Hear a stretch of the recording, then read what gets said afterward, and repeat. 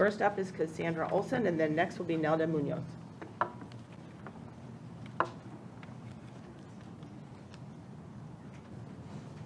Hello, Dr. Hunt and board. My name is Cassie Olson. I'm a Roslyn parent. I'm here to address changes made to the 5th grade Human Growth and Development unit. There's many parents who are unhappy with the district's decision to start teaching the unit with both sexes in one classroom. My 5th grader just went through the sex ed unit at Roslyn. Before the unit, parents were informed about the lesson plans and provided a link to the video that would be shown. I watched the video. It contained valuable information, but some moments were cringy and quite graphic. For example, an animated depiction of male arousal. Does my 11-year-old son need to sit next to a little girl he has a crush on and watch that? Can they wrap their minds around that yet, really?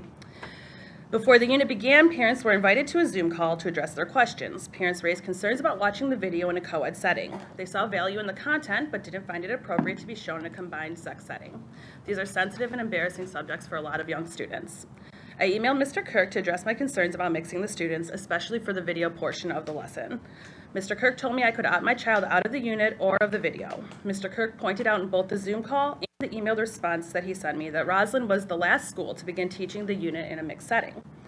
The fact that Roslyn was the last district school to make this change says to me it isn't a popular decision, and Roslyn was in no rush to put boys and girls together for this lesson. I also emailed Becky Gill, the director of elementary curriculum. I respectfully requested that the district allow the video to be shown in a single-sex environment. Both Mr. Kirk and Dr. Gill told me I could either have my child view the video in a co-ed group or opt out.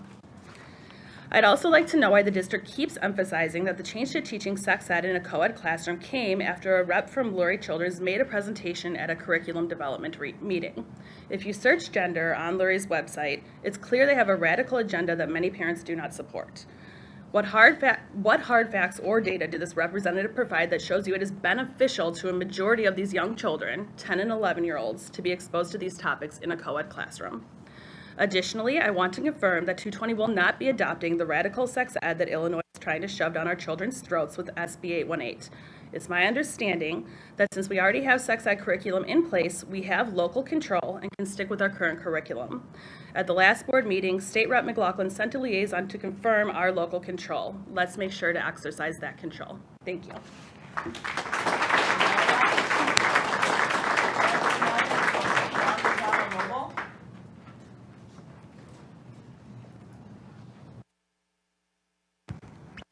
Hi, Nelda, and I have kids 4th grade and 6th grade. Per 20 U.S. Code 123H, Protection of Pupil Rights. D220 has violated that right with me in conjunction with Freedom of Information Act. February 15, I filed a FOIA request on my kids' specific class curriculum material. D220 sent an empty Schoology link. After months of empty promises and emails, come to find out there was no curriculum to give out because no curriculum was approved by district until April 19th, 1 month before the end of the school year. And still, my FOIA request was not fulfilled. June 3rd, my child's 6th grade English teacher sends out a summer reading material, including gender queer. Okay? Hopefully everybody can see this, yeah? 11, 12 years old. Hopefully you like this, yeah? You guys over there, because you guys make the decisions over there. Okay, 11-year-old. Disgusting. All right? Now, from this book, Brother Talking to Sister. So you never tasted yourself? Sister shows brother. Vagina slime. Then there's words blowjob, gay shit. This is exactly what I would expect a pedophile to behave when approaching a child, to normalize sexual behavior, to abuse them. And this is how I see you. Stop sexualizing our kids. Stop abusing them.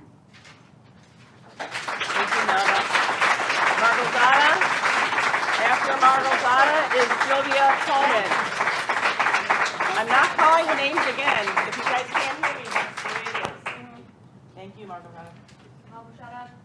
Hopefully 3 kids in the district this upcoming school year. Many are hesitating, including me, with enrollment of their kids, which does not look good on the district's part, especially knowing the reason behind parents not enrolling their kids. They do not feel safe. You lost their trust. You said you're not sure what I'm referring to. This was our email conversation with Mr. Hunt, explicit sexual education classes. If you adopt the SB 818, porn will be normalized by schools, and there's no place for that. If parents want to sexualize their kids, let them do it outside of school. This is definitely not the place for it. This is a public place that tenders to educate minors. Anything besides any age-appropriate anatomy is not considered educational anymore on the public school K through 12 level. Books found recently in the middle school and high school that went under the radar since 2019 showed explicit pornographic pictures and descriptions. Who's responsible for having those books there? We have Dr. Berry. You should know that exposure to sexually explicit material may lead a child to normalize and become desensitized to high-risk behaviors. Likelihood of a child becoming a victim of sexual violence, instigating sexual violence against another child, greater involvement in deviant sexual practices such as rape. Mr. Hunt, if our district adopts SB 818, everyone who's working with children and introduces anything that is not age-appropriate will be a sexual predator. Please start thinking rationally. Where is your morals and ethics? Aren't you all parents as well? This is not about gay, straight anymore. It's about our kids being kids and taking care of them, allowing them to have a normal, safe childhood, and growing up to be mentally and psychologically responsible adults. Also, I suggest you do a little bit more research on nudity and porn exposure to minors. Those who are okay with it seem to have a problem with themselves and their addictions. This is not normal. Your answer should be a firm no to SB 818, not even a grain of doubt. Thank you.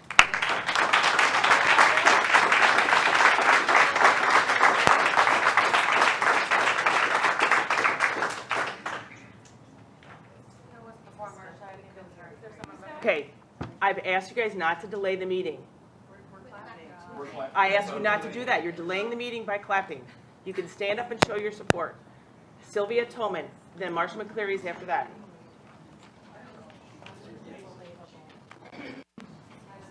Good evening. I'm Sylvia Tolman. I have a 14 and 16-year-old here in the district. And I recently became aware of books available in the high school to my kids, which you've discussed. They're titled "This Book is Gay" and "Gender Queer." My opposition to these books has nothing to do with their LGBTQ content, but of their pornographic nature.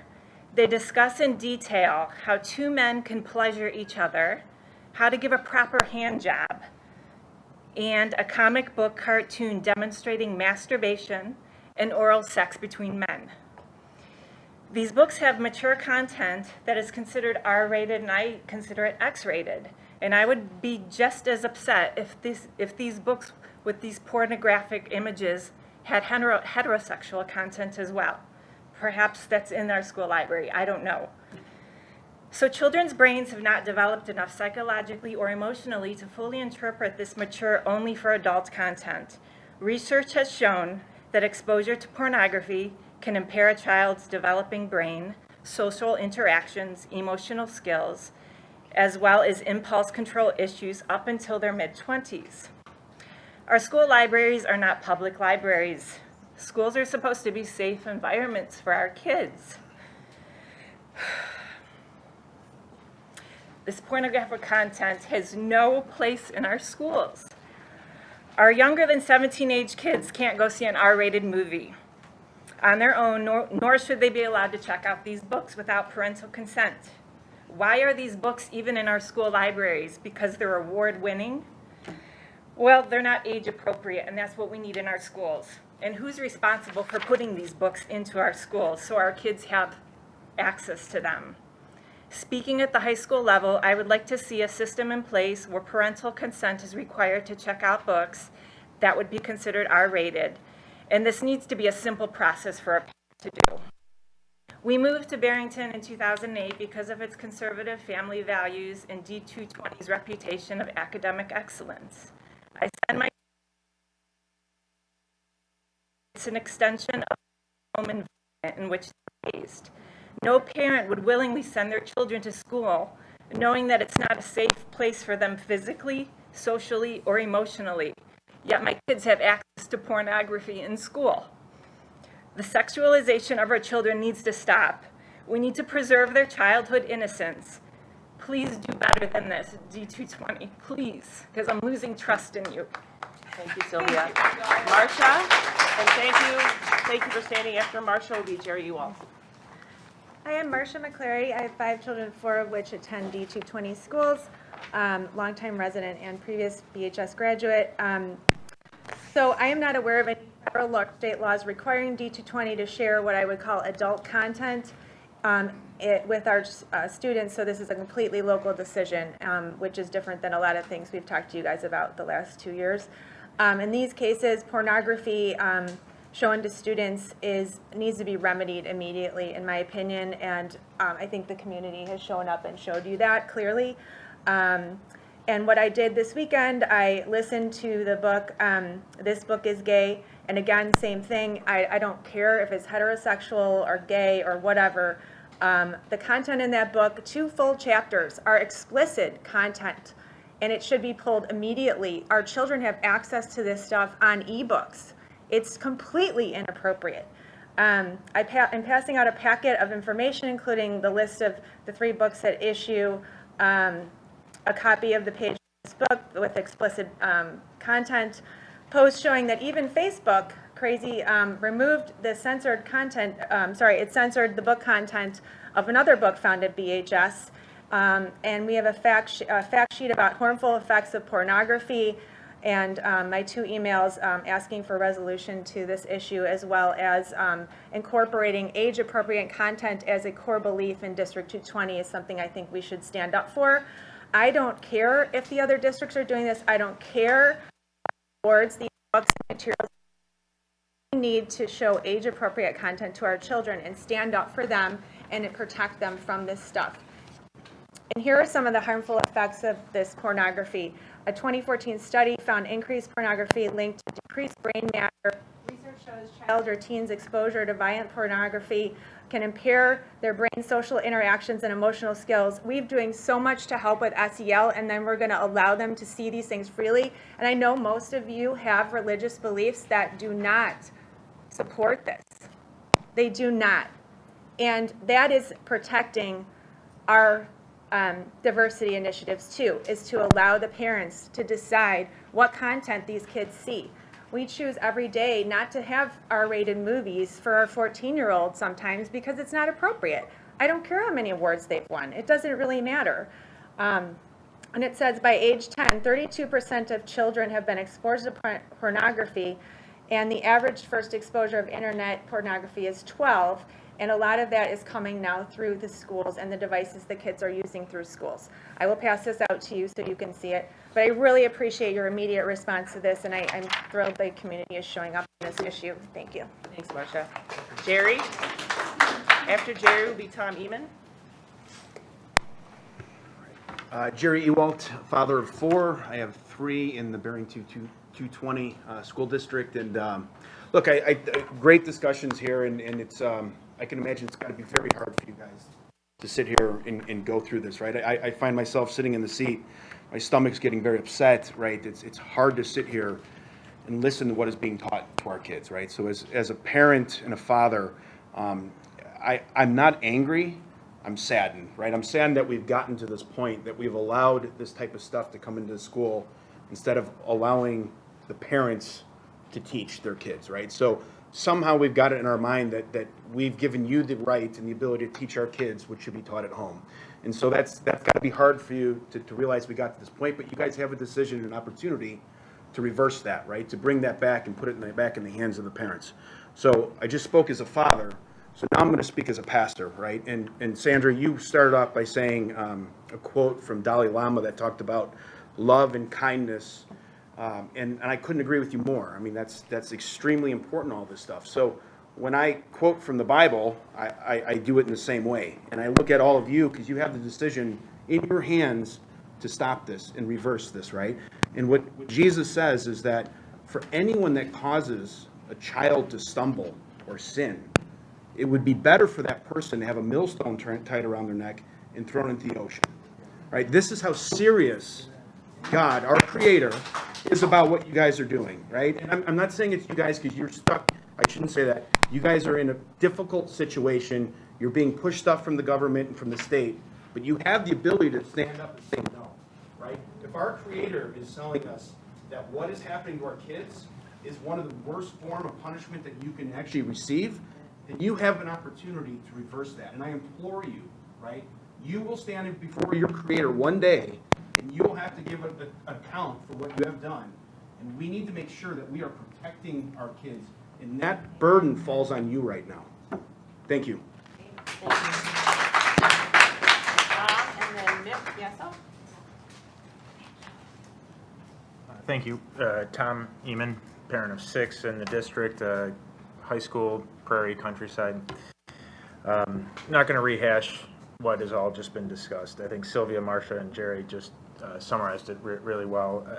I think obviously the material being discussed, it's obscene. I mean, by definition, it's obscene. It shouldn't be there, irrespective of the context. That doesn't matter. It's sexually graphic. I think the point was being made that this is R-rated or even NC-17 rated content. And our kids couldn't even go into the movie theater to see this, yet it's available for them to take out and check out in the school. The only thing I want to understand, though, is that I don't even know how it got to this point. So I think, as part of your understanding the process and evaluating what's going on, I think there really needs to be a root cause to understand how did it even get to this point? How did it get to violating the policies that Angela had mentioned, of obscene material? And really, I think when you get to the end and it's presented to you as part of the library's process, I still don't understand the distinction between the two, but you have a choice to ultimately agree or disagree with that. And I implore you to pull these books. This is awful. And then I'd also encourage you to either enforce or amend the procedures that are in place to make sure this doesn't happen again. Thank you. Thank you. Mick, and then Annette Hudson after Mick.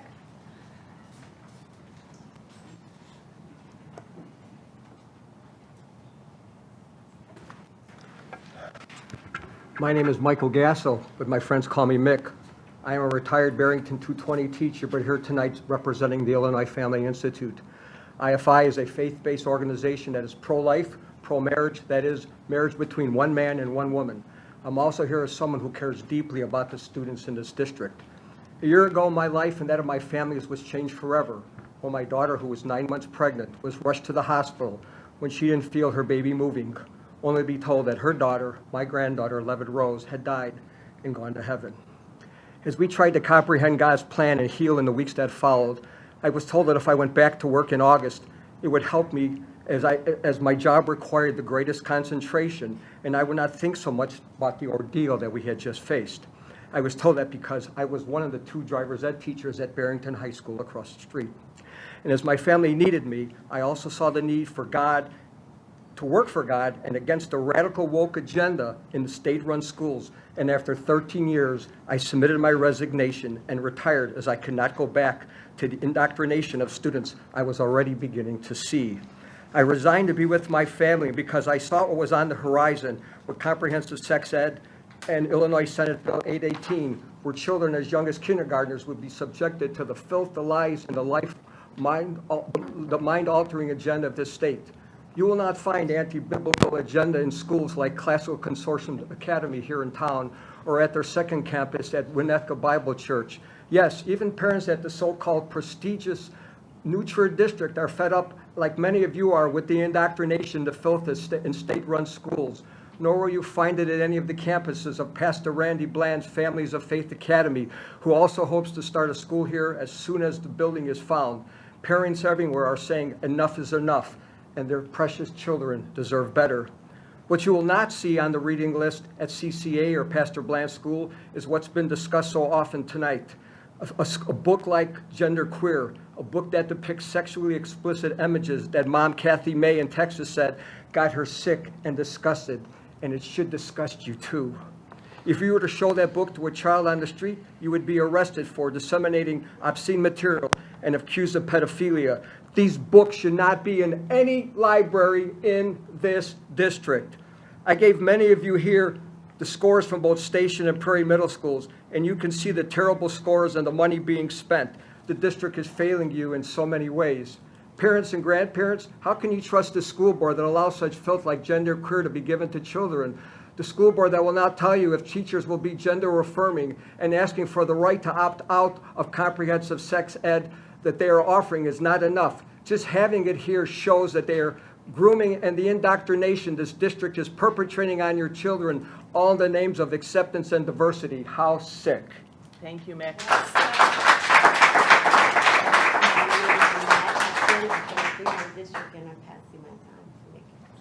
I can't hear you. This is, Annette? yeah, she's Annette.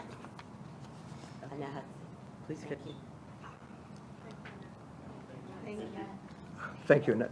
This is the school board that had student Alyssa Casey in tears in January over the ridiculous mask mandate. The board who tried to stop Alyssa from completing her speech, saying someone couldn't yield their time to her because they could not accept the truths that Alyssa spoke.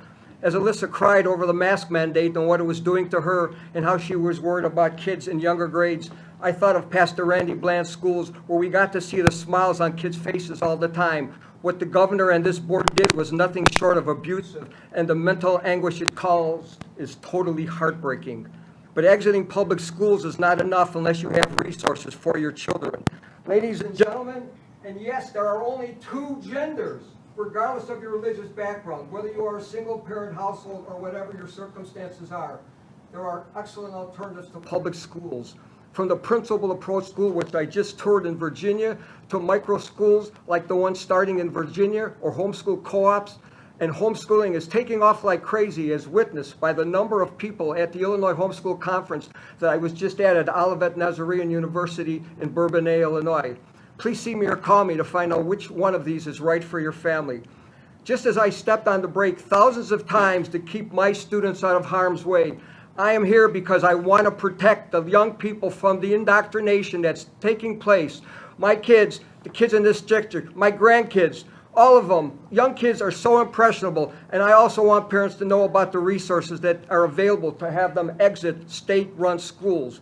Parents, how would you feel if your 11-year-old child had the keys to a car and was going to drive to McDonald's or Twisted Burger here in town and a teacher knew and never told you? The results would be catastrophic, wouldn't they? And I'm sure you'd want to know and stop it. Similarly, how disgusting is it that this board may allow a child to tell a teacher they want to change their gender and you as your parent are not told? You know, if God forbid a school building was ever on fire, I would know all of you would do everything you could to save your children. As Illinois Family Institute's field director, the Reverend Caesar LaFleur, always says, ladies and gentlemen, the school building's on fire. Save your precious children. They are yours, not your district's. They are robbing children of their innocence. Get them out of public schools now. Thank you. Thank you, Mick. Margot Dahlstein and then Gina Williams. Margot? Gina Williams?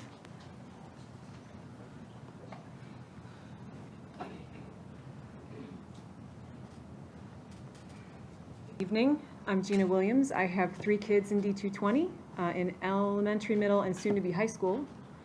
I have just 2 simple questions that I have been asked by several parents in emails. We just haven't received a clear answer to these questions. So number 1, we've asked if D220 is a gender affirming district, meaning that a child is immediately affirmed by the school in their choice of gender expression, and parents or guardians might not be informed of a child's gender identity at school. I would like a clear answer on this policy from D220. If a child tells an adult at school about their preferred gender that may or may not align with their biological gender, is it district policy to inform and partner with that child's parents? Yes or no, please. Second, Parents and guardians have been requesting transparency on the many surveys given to our minor children during the course of the school year. While parents are informed surveys are coming and given a choice to opt out, we would like to know what questions are on these surveys. Will D220 provide survey content, context, and survey questions to parents and guardians ahead of time, moving forward? Yes or no, please. An uninformed opt-out is not a solution. We would like to know what questions our children are being asked. Thank you. Thank you, Gina. Becky Riley, and then Anastasia Sinicelli. Is Becky still here? No. And Anastasia's up after Becky.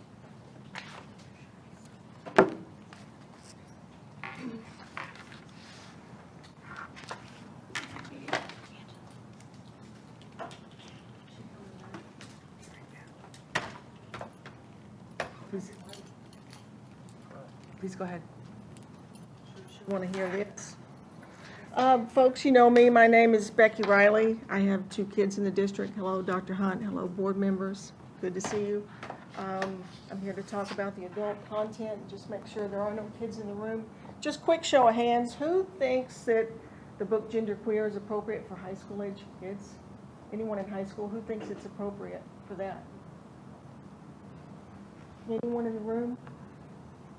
No? Okay. I think we covered that.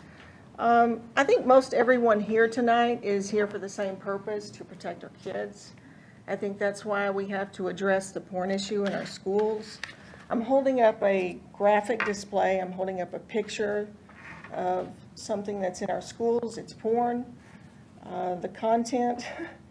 Would you want your kids to see this? And I'm just asking you as board members, any of you at home, would you share this with your children at home, no matter what age, all the way from pre-K up to high school? It's not appropriate, right? No one wants to look at it. It's embarrassing, right? No, of course not. It's not appropriate. If I saw your kid, if you saw your kids viewing this on social media, if you saw them viewing this at home, you know, what would you do? We're talking about porn, right? Porn that is on the shelf in our high school, it's in our library, it's accessible to students without restrictions or parental consent. This particular book of porn, titled Genderqueer, is illustrated here, has graphic pictorials of boys performing oral sex on each other, has a pictorial image of a $10 bullet vibrator and a kid with vaginal slime on his finger, not to mention a pic of 2 boys having intercourse. Are you embarrassed? I am. You should be. Are you shamed? You should be. Anyone that allows this should be. Are you angry? I am. I was banned on Facebook for posting these pictures because these pictures, this porn, violates even Facebook's community standards. Yet it's on the shelf in our high school. These pictures are in the book Genderqueer. Now think about this. I would be arrested for pedophilia if I shared this with anyone on the street. Taxpayers are entitled to know the criteria, names of creators of criteria, and the names of teachers and admin who choose controversial, obscene material. Concealment facilitates unethical behavior among teachers and breeds distrust among taxpayers. Transparency fosters trust and accountability. Government school teachers who are paid by the public want absolute autonomy and absolute anonymity, and that is why, ladies and gentlemen, we have adults introducing obscene materials and others to your children. Thanks, Becky. What becomes increasingly clear is that schools, not unlike District 220, are Please wrap using it your up. money, your taxpayers' money, to subsidize curricula and activities that undermine many you, Becky. taxpayers' deepest beliefs and morals. Anastasia? And then Karen Collins after Anastasia.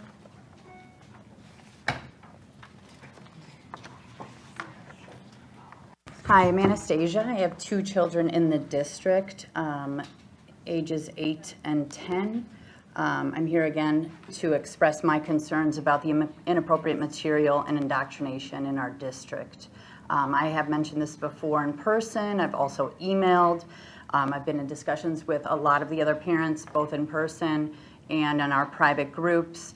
There have been a couple incidents of indoctrination from the DEI level at the 4th grade, which I know you guys are aware of. Miss Alvarez at Roslyn Road, who decided to do a read aloud. And the reason I bring this up is not just because I disagree with it, it's because the process is broken. I appreciate you guys bringing it up and all of the reasons why there is a process, but the process is broken completely. And it needs to either change, but I also believe you have the ability and the power to get these books off the shelf and also change the process. Many of us have FOIA'd the curriculum for different teachers, different grades, and these read aloud books are not part of the curriculum. So these teachers have autonomy, and there are different teachers in various schools who, in our opinion, are activists, and it's not acceptable.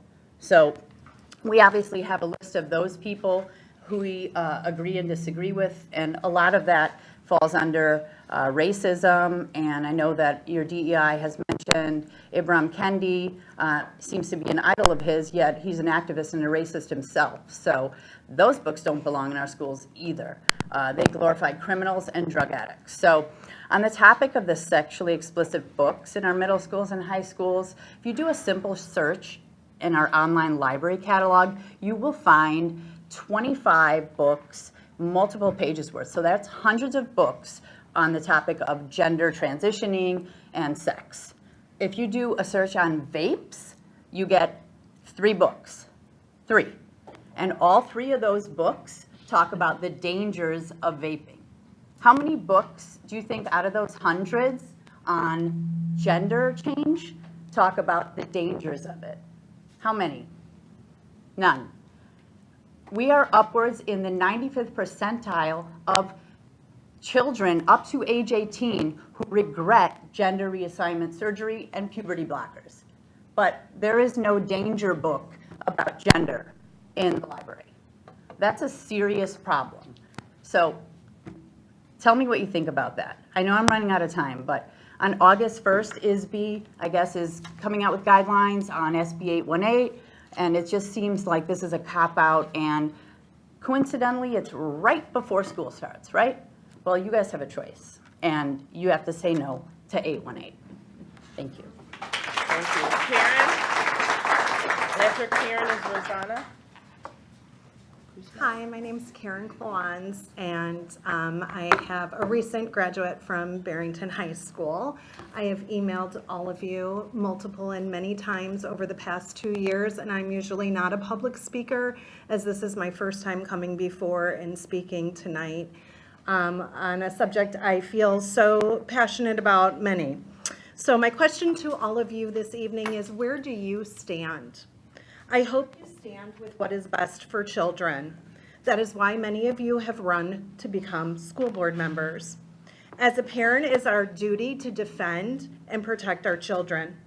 I recently went through the district's book review process, which is not really a process.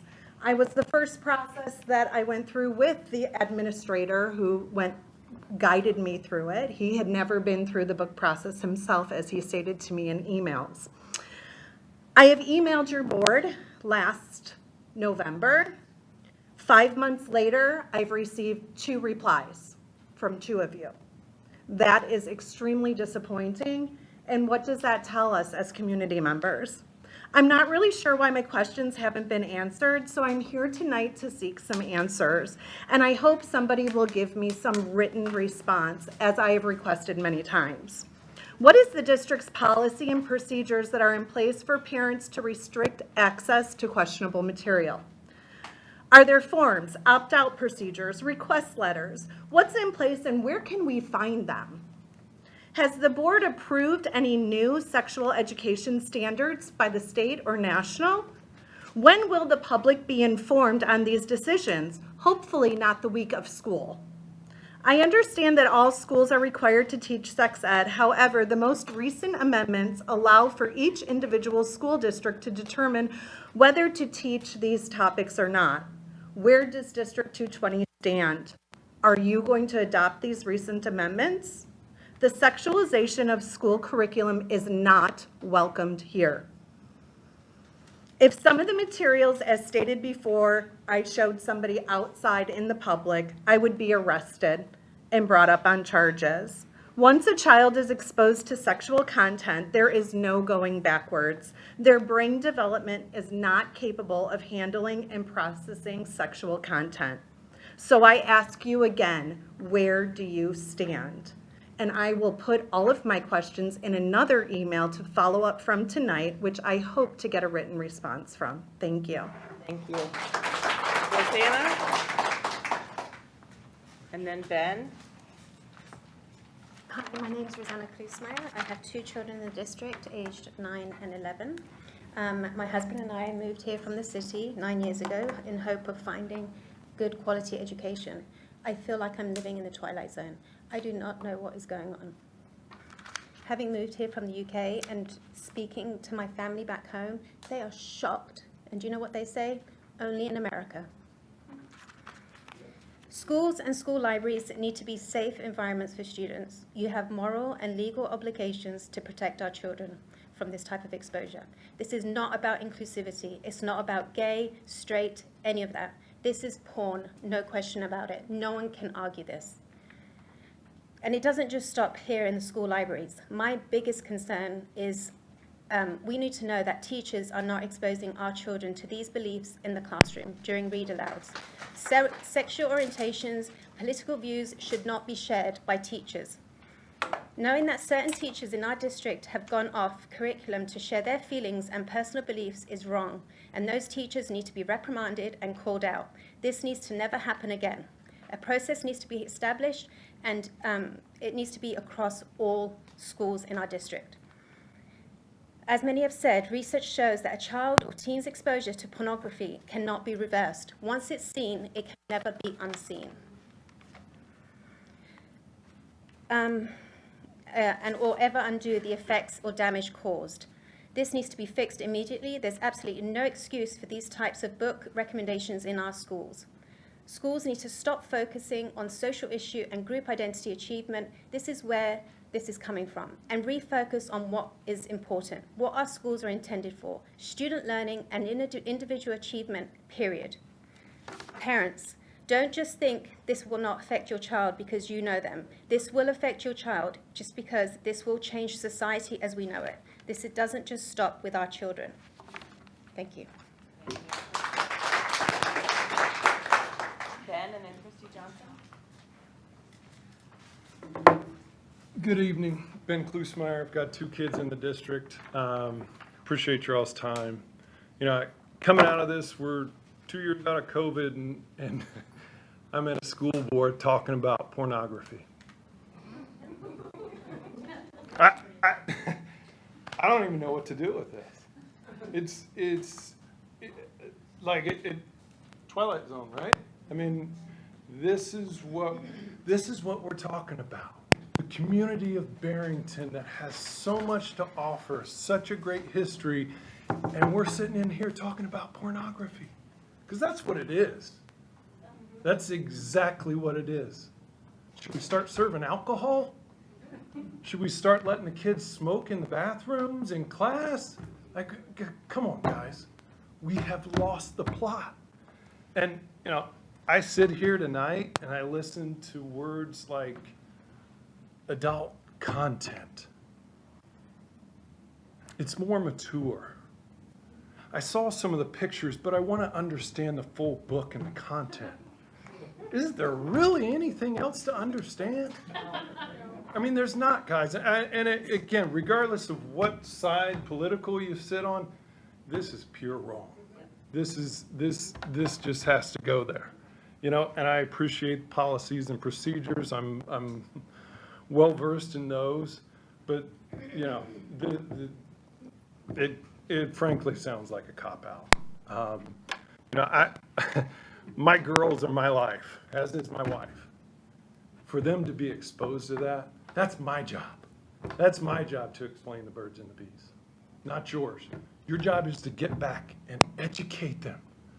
Get our next generation prepared to continue to have America being the best country in the world. Not teaching them about pornography.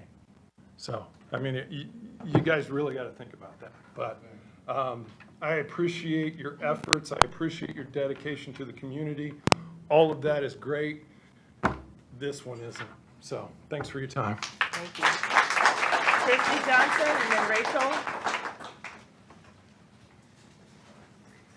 Hi, I am Christy Johnson, first-time talker, long-time listener. I graduated from Barrington High School. My parents met at Barrington High School. I taught at Roslyn Road School. I am a parent of a 22-year-old, 17-year-old, and 14-year-old and live in the North Barrington area. I want to say I appreciate you recognizing parents' requests for some actions before the meeting started on these books that have been highlighted. However, there are more likely and maybe there are more to come. I want to make sure you all understand just because these few books have come to parents' attention and they happen to be LGBTQ focused, by no means does that mean we want them gone for that reason. We want them gone because they're porn, plain and simple. There may be books that represent other communities on the shelves that may also be considered pornography. We just haven't found them yet. I find it crazy that I'm even saying we haven't found them yet. We trust you with our kids and shouldn't have to be questioning if you will protect them or not. We have come off a confusing, upsetting, mentally challenging 2 years that has been hard on all of us, especially our children. Did any of you, when you were young, go into your library at school and have access to see and check out pornographic books on the shelf? I'm the result of the education that many of you moved here for, and I certainly never saw anything like these books. So what has changed? Please immediately come up with a better policy and safety standards on this going forward, because this is your job, nobody else's. Other districts have limited access or removed these books already. I'm also aware that many districts that we align ourselves with have opted out of the SB 818 already. It's time to protect kids' innocence and mental health in our schools, because we all know there are things outside of school that are working to break them down. Our children deserve better than this. Thank you. Rachel Turk.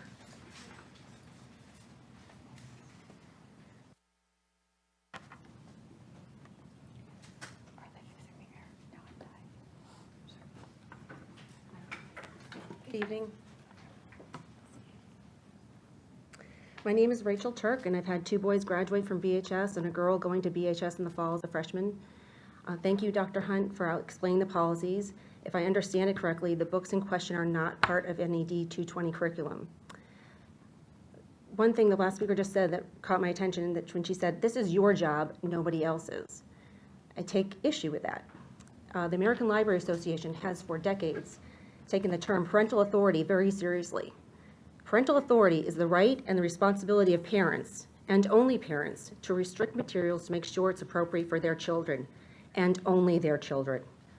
You may feel very strongly about a book, but your parental authority ends with your children. Your parental authority does not extend to everyone else's kids. Your parental authority does not extend to other adults.